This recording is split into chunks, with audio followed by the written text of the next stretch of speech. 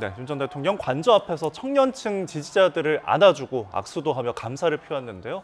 곧이어 나라와 국민을 위한 새로운 길을 찾고 자유번영 대한민국을 위해 노력을 아끼지 않겠다는 메시지도 냈습니다. 취재기자 연결합니다. 신윤정 기자.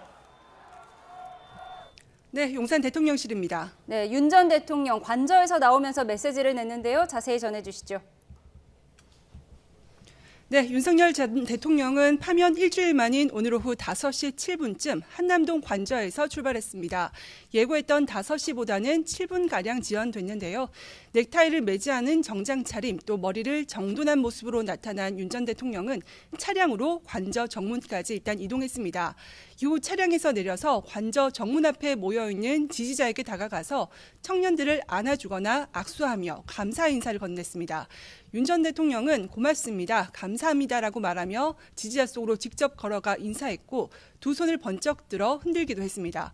일부 청년 지지층은 윤석열 이름을 연호하며 눈물을 보이는 모습도 포착됐습니다. 4분가량 인사를 한 윤 전 대통령은 5시 13분쯤 차량에 탑승한 뒤 사저로 출발했습니다. 차량에 탑승한 뒤로도 창밖으로 손을 뻗어 흔들며 이동했습니다. 윤 전 대통령이 출발한 직후 변호인단을 통해서 메시지도 전달이 됐는데요. 사랑하는 국민 여러분으로 시작하는 메시지에서 윤 전 대통령은 지난 2년 반 한남동 관저에서 세계 각국의 여러 정상들을 만났다며 우리 국익과 안보를 지키기 위해 노력했던 순간순간이 주마등처럼 스쳐 지나간다고 말했습니다. 또 지난 겨울에는 많은 국민과 청년들이 한남동 관저 앞을 지켜줬다면서 그 뜨거운 열의를 지금도 가슴 깊이 새기고 있다고 썼습니다. 그러면서 이제 국민의 한 사람으로 돌아가서 나라와 국민을 위한 새로운 길을 찾겠다며 자유와 번영의 대한민국을 위해 미력 하나마 노력을 아끼지 않겠다고 강조했습니다. 오늘 정진석 비서실장 등 수석 비서관급 고위 참모진은 물론 대통령실 직원들 200여 명이 관저를 찾아서 인사를 나눴습니다. 대통령실 관계자는 윤 전 대통령이 수고했다며 노고를 격려하고 그간 보좌해준 데 대해 감사를 표했다고 밝혔습니다.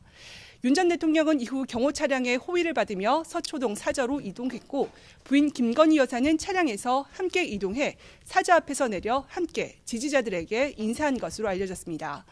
윤 전 대통령이 서초동으로 돌아온 건 지난 2022년 11월 7일 이후 약 2년 5개월 886일 만입니다. 윤 전 대통령은 당분간 서초동에 머물며 근처에 위치한 검찰청과 법원을 오가며 사법 리스크에 대응하게 됩니다. 당장 다음 주 월요일부터 윤 전 대통령의 내란 혐의와 관련한 정식 형사 재판이 시작되고 수사기관의 소환 통보도 줄줄이 이어질 전망입니다. 다만 주민 불편이나 반려동물과의 생활 등을 고려해서 단독주택 등으로 이동하는 방안도 검토할 것으로 보입니다. 지금까지 용산 대통령실에서 YTN 신윤정입니다.